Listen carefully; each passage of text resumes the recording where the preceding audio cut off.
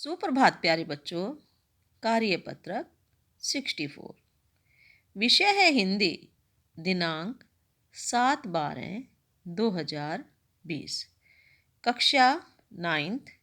बेटा सबसे पहले आप अपना नाम लिखेंगे, फिर अपनी कक्षा अध्यापिका का नाम लिखेंगे। तो बेटा ये है आपकी पुनरावृत्ति। पाठ का नाम है लहासा की ओर। तो इससे पहले भी हमने गद्यांश पढ़ा था। अब उसके बाद का दूसरा गद्यांश ये इस प्रकार से है। वह नेपाल से तिब्बत जाने का मुख्य रास्ता है। कि नेपाल से जब हम तिब्बत पहुंचते हैं तो वो रास्ता मुख्य रास्ता है। फरी कलिडपोक का रास्ता जब नहीं खुला था तो नेपाल ही नहीं, हिंदुस्तान की भी चीज़ें इसी रास्ते तिब्बत जाया करती थी। कि ये रास्ता मेन रास्ता था। जब दूसरा रास्ता नहीं खुला था तो हिंदुस्तान के जो व्यापार करते हैं, वो जो सामान था, सामान का आना जाना तो इसी रास्ते से हुआ करता था।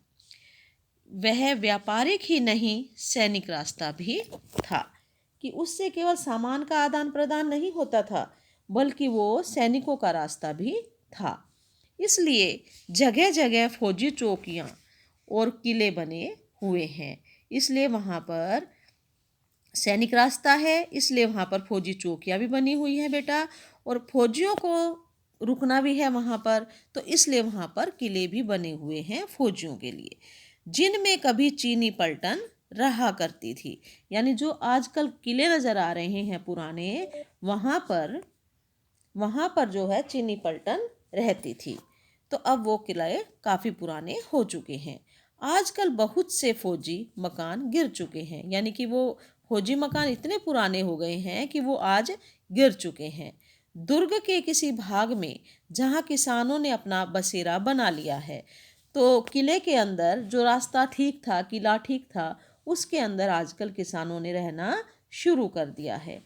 वहाँ घर कुछ आबाद दिखाई पड़ते हैं। आबाद दिखाई पड़ते हैं मतलब वहाँ पर कुछ लोग रहते हैं। कौन रहता है बेटा वहाँ पर? वहाँ पर किसान रहते हैं।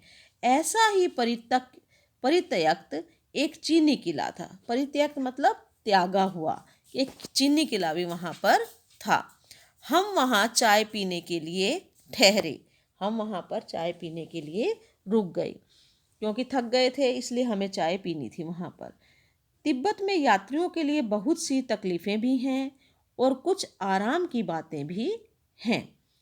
कि रास्ते में हमें कुछ तकलीफ़ों का सामना करना पड़ा, लेकिन उन तकलीफ़ों के साथ साथ कुछ आराम की बातें भी हैं, जो इस प्रकार से हैं। वहाँ जाति पाति छुआछूत का सवाल ही नहीं है और न ही औरतें पर्दा करती है। कि जिस प्रकार से हमारे भारत देश में जाति पाति या छुआछूत को मानते हैं, लेकिन तिब्बत में वहाँ पर छुआछूत वगैरह को नहीं मानते और औरतें पर्दा भी नहीं करती। बहुत निम्न श्रेणी के भिखमंगों को लोग चोरी के डर से घर के भीतर नहीं आने देते। लेकिन एक पाबंदी है कि जो निम्न श्रेणी के हैं, नीचे लोग हैं, भिखमंगे हैं, उन लोगों को चोरी के डर के मारे वो अपने घर के अंदर घुसने नहीं देते। नहीं तो आप बिल्कुल घर के भीतर चले जा सकते हैं। भिखमंगों के अलावा कोई भी व्यक्ति, चाहे बाहर से आया हुआ हो, अनजान व्यक्ति हो, वो बिल्कुल घर के भीतर जा सकता है। तो बेटा ये आपका गद्यांश था। अब इसके 5 प्रश्न उत्तर हैं। तो प्रश्न इस प्रकार से हैं। पहला प्रश्न है, लेखक कहाँ की यात्रा के लिए निकला? उत्तर है आपका, लेखक लहासा तिब्बत की यात्रा के लिए निकला। तिब्बत की राजधानी क्या है बेटा? लहासा। तो प्रश्न नंबर 2, यह रास्ता व्यापारिक ही नहीं, सैनिक रास्ता भी था। यह कैसे पता लगता है? उत्तर है आपका, रास्ते में जगह जगह पर फौजी चौकियां और किले बने हुए थे, जिससे यह पता चलता है कि यह रास्ता व्यापारिक ही नहीं, सैनिक रास्ता भी था। प्रश्न नंबर 3, तिब्बत में यात्रियों के लिए क्या आराम की बातें थी? उत्तर है, तिब्बत में जातिवाद तथा छुआछूत इत्यादि बिल्कुल नहीं था। और यात्रियों का बहुत आदर सत्कार भी किया जाता था। प्रश्न नंबर 4, बहुत निम्न श्रेणी के भिखमंगों को लोग किस डर से भी घर के भीतर नहीं आने देते थे? उत्तर है, बहुत निम्न श्रेणी के भिखमंगों को लोग चोरी के डर से घर के भीतर नहीं आने देते थे। प्रश्न नंबर 5, आपने भी कभी कोई यात्रा की होगी, उसमें आपने किन किन कठिनाइयों का अनुभव किया, विस्तार से लिखिए। बेटा आप अपनी यात्रा के बारे में वर्णन यहाँ पर कर सकते हो और अपना उत्तर स्वयं भी दे सकते हो। तो उत्तर इस प्रकार से है, मैंने मैंने पिछले वर्ष लखनऊ की यात्रा की।